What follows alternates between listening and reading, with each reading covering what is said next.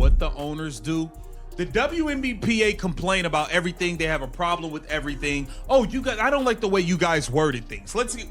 The WNBA is out of pocket at this point, y'all. They are out of pocket. Listen, the tide has turned.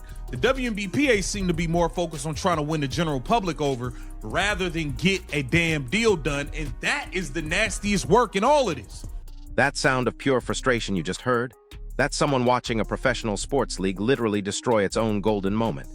Because on January 13th, 2025, the WNBA did something so unprecedented, so absolutely wild that even veteran sports business reporters couldn't believe it was happening. They didn't just delay free agency. They didn't postpone it for a few days. They completely froze the entire system. Players can't sign contracts. Teams can't make offers. The whole thing is locked down like a crime scene. And when you dig into why this happened, you'll see a negotiation process that's gone so far off the rails, it's not even in the same zip code as the tracks anymore. Free agency pause will end once a new CBA agreement is ratified. So there will be no free agency signings or moves that happen as of right now. And I'm guessing this saves just a lot of paperwork for the WNBA because players were already being told by the WNBA, don't sign nothing. Hey, y'all, don't sign. We trying to get a new deal. Don't sign. Here it says WNBA free agency technically began Sunday, despite the league and union remaining at odds over a new CBA agreement. Here's what actually went down, and trust me, it gets more ridiculous by the minute. The WNBA's collective bargaining agreement expired on January 9th. Now, in normal professional sports, when a CBA expires, you see one of three things happen every single time. The sides shake hands, agree to an extension, and keep negotiating like adults. The owners lock out the players to force a deal, or the players go on strike to pressure ownership. The WNBA chose option 4, which apparently was, let's create maximum chaos and confusion for absolutely no reason. They entered what's called a status quo period, where the old CBA technically stays in effect while they keep talking. Sounds reasonable, right? Except there's one massive, glaring problem that somehow nobody thought about ahead of time. Under that old CBA, free agency was supposed to start on January 12th. So you've got this insane situation where free agency legally begins while both sides are still arguing about what the new rules should even be. It's like trying to play a basketball game while the refs are still in the parking lot debating what counts as a foul. Sent out on January 11th, restricted qualifying offers are sent to free agents on an expiring contract with 4 years of service or a player finishing the 4th year of their rookie scale contract.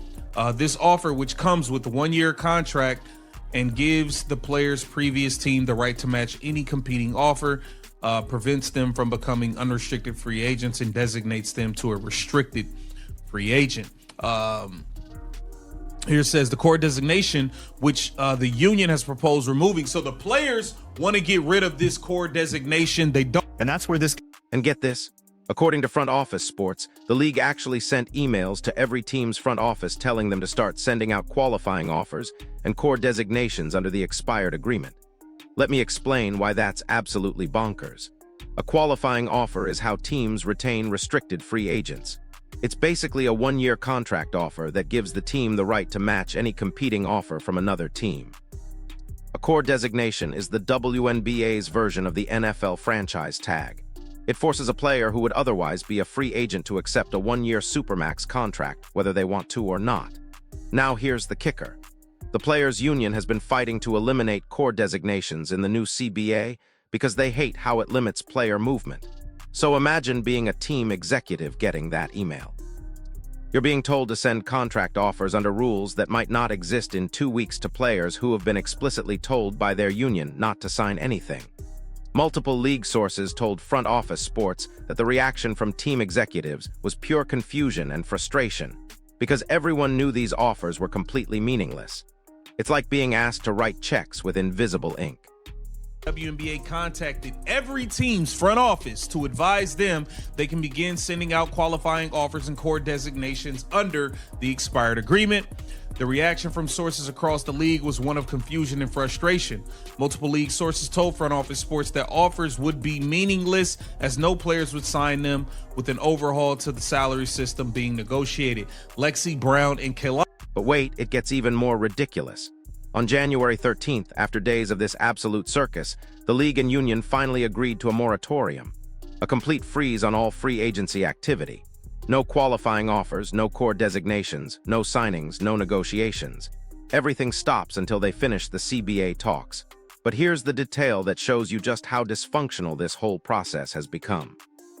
The league's initial moratorium proposal was sent at 11 p.m. on a Friday night, and it contained what the union called unnecessary language, beyond simply delaying free agency.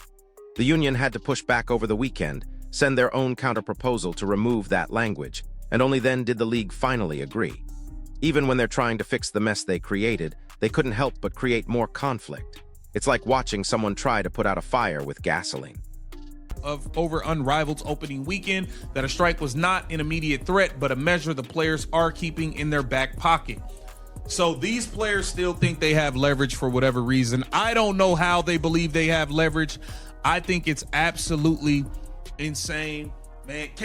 Bro, y'all have straight up fumbled and ruined the Caitlin Clark experience. Y'all have ruined the Golden Goose, the interest that was brought into this league from that single player.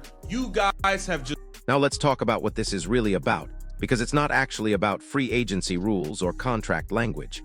This entire standoff is about leverage, and one side is dramatically overestimating how much they actually have.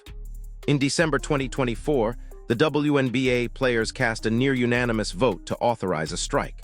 That doesn't mean they're going on strike tomorrow. It means they've given their union leadership the authority to call a strike at any moment without getting additional approval from the membership. Breanna Stewart, who sits on the union's executive committee, said during Unrivaled's opening weekend that a strike wasn't an immediate threat, but it's definitely a weapon they're keeping loaded and ready. Here's the problem with that strategy, and it's a big one. The WNBA players seem to believe they have significant leverage in these negotiations, and all the evidence suggests they're massively overestimating their position. Because while they're threatening work stoppages and creating free agency freezes, the league just came off a season that should have been the ultimate momentum builder. Instead, they've turned it into a complete circus that's making headlines for all the wrong reasons. Breanna Stewart talked about... Now, we all believe this whole Breanna Stewart thing is a conflict of interest, but Breanna Stewart talked about how she's balancing running Unrivaled, playing in Unrivaled, plus being on the board with the CBA and all of this stuff. Let's see what she had to say about that. Honestly, it's hard. Like, especially these past few weeks, I feel like when I'm here, I'm locked in, I'm practicing with my team, but when I go home... The Caitlin Clark factor is the massive elephant in the room that nobody in union leadership wants to acknowledge, even though it's sitting right there crushing everything in sight. The 2024 season brought unprecedented attention to the WNBA. Indiana Fever games were drawing millions of viewers.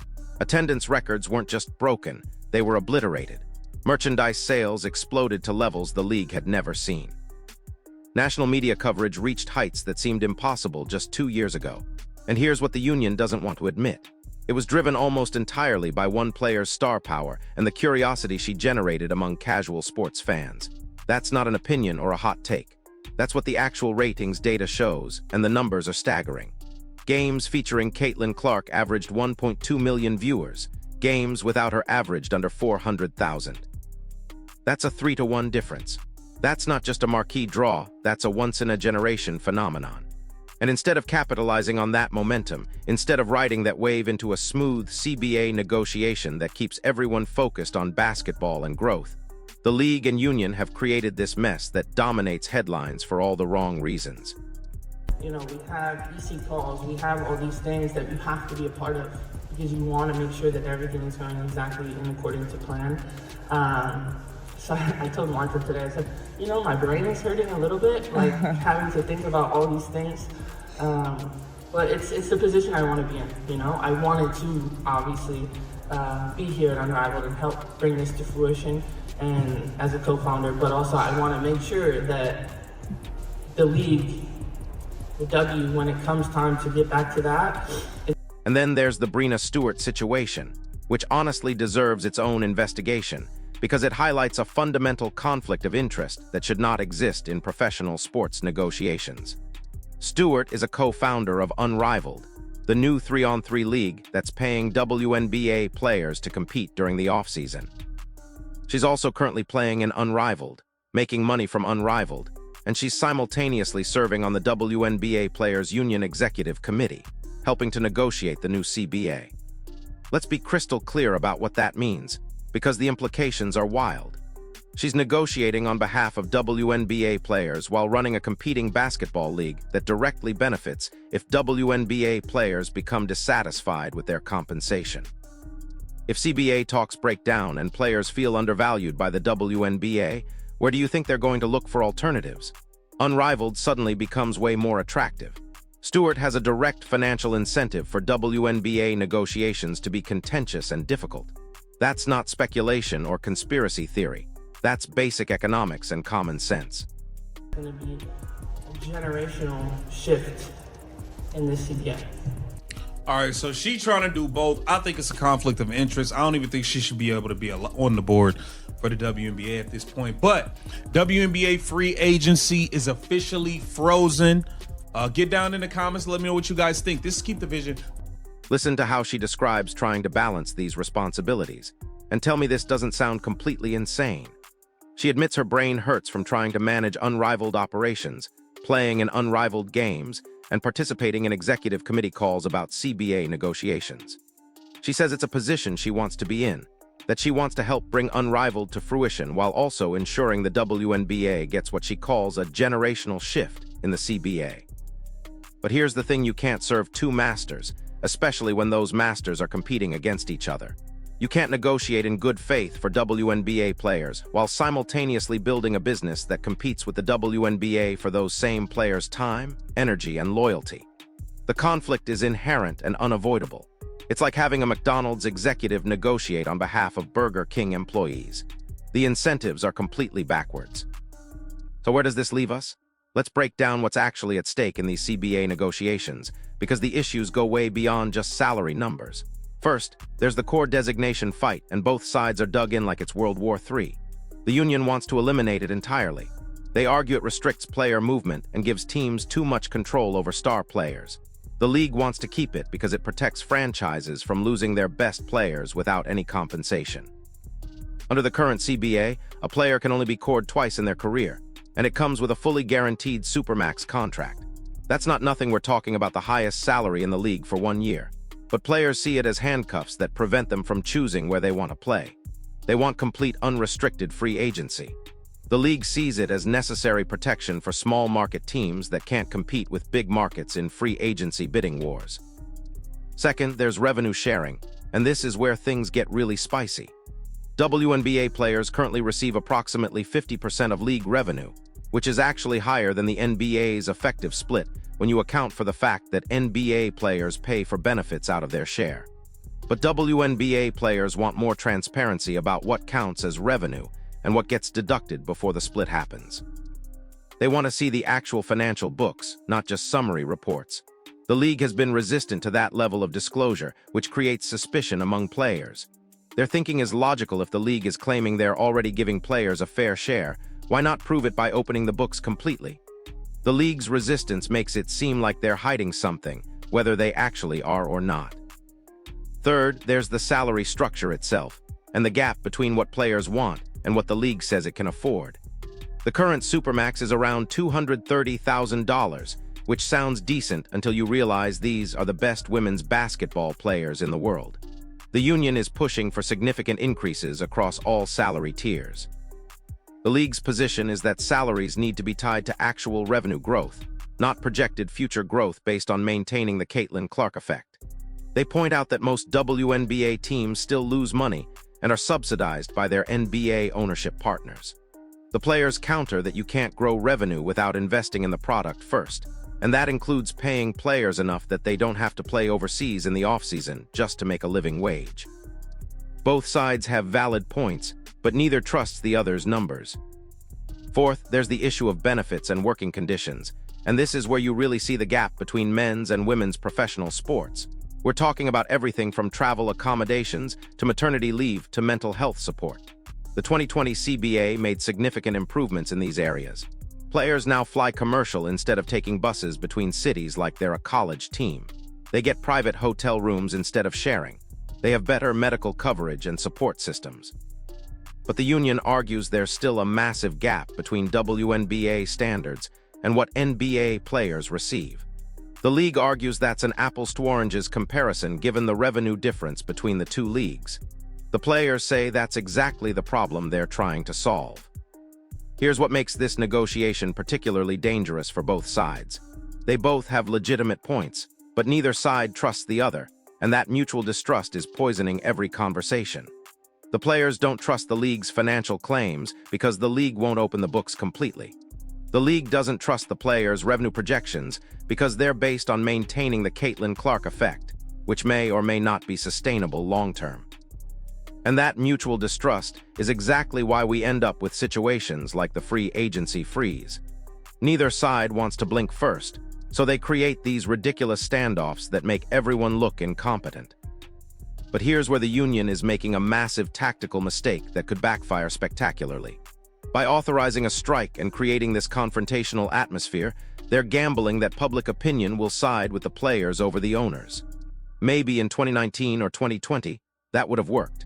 The social climate was very pro-player, very focused on pay equity and fair compensation for women athletes. But in 2025, after the way the 2024 season played out, public sentiment has shifted dramatically. A significant portion of the WNBA's new fanbase came in specifically to watch Caitlin Clark, and they watched as veteran players and media personalities spent the entire season downplaying her impact, attributing the league's growth to everything except her star power, and in some cases actively antagonizing her and her fans. When Breena Stewart called Clark fans the dark side, that didn't play well outside the WNBA bubble. When players complained about the attention Clark was receiving instead of celebrating the growth she was bringing, it came across as petty and self-defeating to casual fans. When veteran players seemed more focused on protecting their own status than growing the league, new fans noticed. The union seems to think they still have the public relations advantage in this fight, and that matters because modern labor negotiations in professional sports are as much about public pressure as they are about legal leverage. If fans are demanding that players get paid more, owners feel pressure to settle. But if fans are frustrated with the players for creating drama instead of focusing on basketball, that pressure disappears completely. Right now, casual fans aren't saying, "Pay WNBA players more." They're saying, "Why is this league always dealing with some controversy instead of just playing basketball?" That's a catastrophic messaging failure by the union, and it's going to cost them at the negotiating table. The moratorium on free agency buys both sides time to negotiate without the chaos of players signing contracts under rules that might change next week. But it also extends the period where the WNBA is making headlines for labor disputes instead of basketball excellence. Every day this drags on is another day the league isn't capitalizing on the momentum from last season. Every day this drags on is another day potential sponsors and media partners see dysfunction instead of stability. Every day this drags on is another day casual fans tune out and go watch something else. The only players not affected by this moratorium are Lexi Brown and Kalani Brown, who already signed contracts through 2026 before all this chaos started. Everyone else is stuck in limbo. Veterans who were expecting to test free agency and potentially get life-changing contracts are stuck waiting. Rookies who were drafted in 2024 and are heading into their second contracts are stuck waiting. Teams that were planning to rebuild through free agency are stuck waiting. The entire league is frozen because the union and the league couldn't figure out how to handle a CBA expiration without creating maximum chaos for everyone involved. And here's the most frustrating part about this entire situation. This was completely avoidable. The sides knew the CBA was expiring in January. They had months to negotiate an extension or at least agree on how to handle the transition period smoothly. Instead, they let it run right up to the deadline like procrastinating college students, failed to reach an agreement, and then scrambled to figure out what to do about free agency starting under the old rules. It's amateur hour from both sides. The league looks incompetent for not having a basic contingency plan. The union looks unreasonable for objecting to language in a moratorium proposal that was designed to protect players from signing bad contracts during the uncertainty. Meanwhile, Breena Stewart is taking executive committee calls during her downtime from unrivaled games, trying to negotiate a CBA for a league she's actively competing against with her own business venture. The optics are absolutely terrible. It raises serious questions about whether she's negotiating for what's best for WNBA players or what's best for making unrivaled and attractive alternative to the WNBA. And before anyone says that's unfair speculation, remember that she chose to be a co-founder of a competing league while serving on the union executive committee. She created this conflict of interest voluntarily. She doesn't get to complain when people point out the obvious problems with that arrangement. So what happens next? Either side can initiate a work stoppage at any moment without advance notice. The owners can lock out the players. The players can go on strike. Neither side wants to be the first to pull that trigger because whoever does will take the initial public relations hit. But if negotiations drag on into March or April when training camps are supposed to start, someone's going to have to blink. And my money's on the players blinking first, because they have way more to lose in this standoff. Most WNBA players aren't making enough money to survive a prolonged work stoppage. The owners, backed by NBA franchises with deep pockets, can wait this out indefinitely. The players can't. They authorized a strike as a negotiating tactic to create pressure, but actually following through would be financial suicide for most of the roster. The smart play for the union would be to take a reasonable deal now, declare victory on whatever improvements they can get, and move on. Let the league capitalize on the Caitlin Clark momentum. Let the 2025 season be about basketball instead of labor disputes. Build goodwill with the new fan base that's still deciding whether to stick around long-term. Then come back in a few years with even more leverage based on actual sustained revenue growth rather than projections. But that would require strategic thinking and long-term planning. And based on how they've handled this CBA negotiation so far, I'm not confident that's the approach we're going to see. The WNBA had a golden opportunity coming out of the 2024 season. They had unprecedented attendance, record television viewership, and a legitimate superstar in Caitlin Clark who was bringing in new fans by the millions. All they had to do was not screw it up. Somehow, they're finding ways to screw it up anyway. The free agency freeze is just the latest example of a league that consistently gets in its own way right when momentum is building. So here's my question for you, and I want you to drop your thoughts in the comments. Do you think the players actually have real leverage in this situation, or are they completely overplaying their hand? Because from where I'm sitting, they're gambling with a momentum wave that won't wait around forever. And if they're not careful, they're going to look back at 2025 as the year they fumbled the best chance this league has ever had.